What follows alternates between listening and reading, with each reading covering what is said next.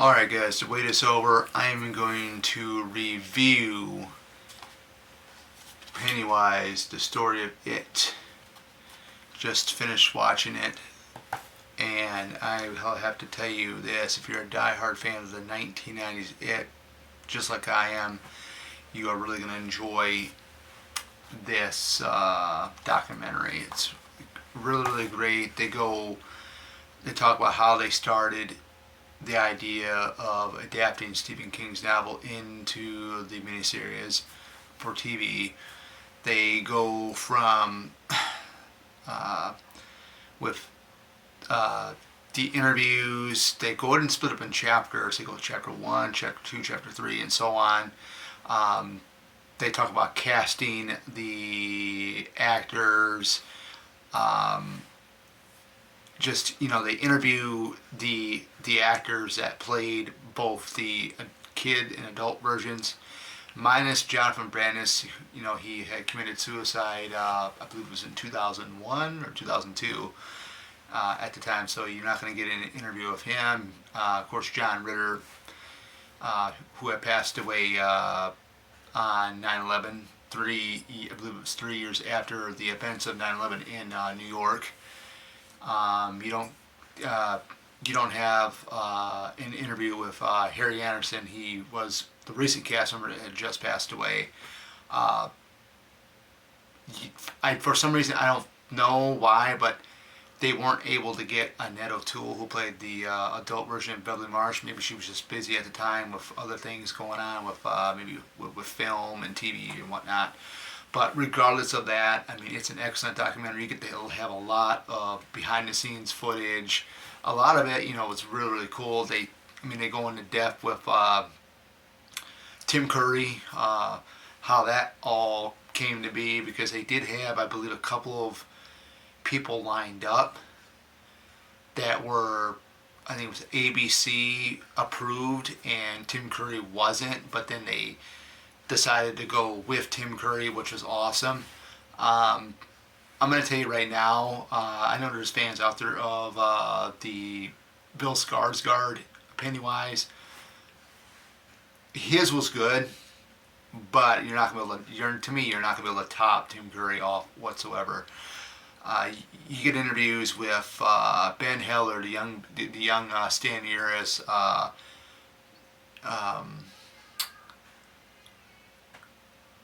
what's his name that played the young Ben? I'm trying to think of what his name is. Emily Perkins, Marlon Taylor, Adam Friesel. You get the actor that played the young Belch, and the actor that played the young Henry Bowers, and you get the actor that played the adult Henry Bowers, which was really awesome. I didn't know, but he was in the Mob Squad, the guy that played the adult Henry Bowers, which that was pretty cool.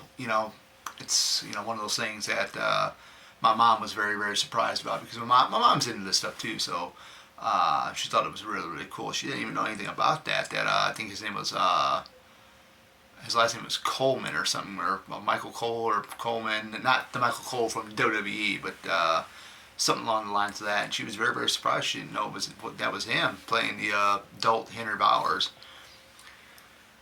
You get a lot of the makeup test with Tim Curry.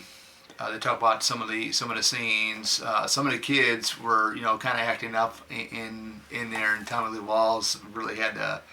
It was kind of really frustrating with him. I know one of the crew members basically had to tell him, hey, if you guys want to act now, because what you're doing right now is going to go ahead and it's going to ruin your career where you don't get any more roles and whatnot.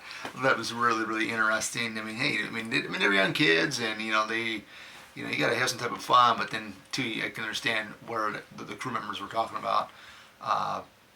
You'll find out more about that stuff. And then the mechanical spider, where they had to face at the end when they're adults. Behind the scenes, how they made that, the behind the scenes footage of them filming, with the kids, with the adults. There's a lot of fun things with John Ritter behind the scenes with them filming. I thought that was really cool stuff that we never even dreamed of seeing. I never even dreamed of seeing this out. Originally, this was out on Vudu on digital. I had no idea that this was going to come out in physical format until I looked up on Amazon one day and I'm thinking, wow, that's really cool. The only thing that kind of is a bummer though, that this does not have a digital code with it. But it is a collector's edition.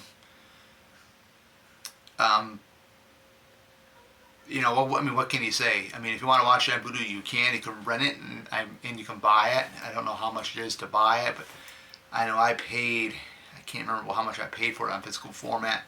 I think it was around like, I'm going to take a guess, maybe around like 14 or so, something. I can go back and look at it sometime and just see the order history, stuff that I ordered but on Amazon. But yeah, definitely worth the while. I mean, this is a really good art print. Like I said, this is the slipcover, and this is the art that you get underneath it. I was very surprised too that the actor that played Beverly Marsh's dad is still alive. I mean, I thought that was interesting. I mean, I didn't know that he was even still around, but then they talk about Richard Masur, and he talked about the whole thing about with him having to be inside the refrigerator, how that whole effect worked, and they actually showed behind the scenes photos of it, and it's like it's really, really cool because basically he's actually sitting down and his upper body is inside the refrigerator, which I thought was really, really cool. But yeah, I mean, it's a 1990 fans' dream come true with this thing. What more can be said? I mean, it's 126 minutes long. There is a very short movie. It's called Georgie. You do get the interview with Tony. I think it's Tony Dakota, who played young Georgie in the actual film. He plays his character in the mini short movie that's on here. It's kind of a little weird, the Georgie short film, but hey, you gotta throw something like that in there with a documentary like this. I think that's pretty cool.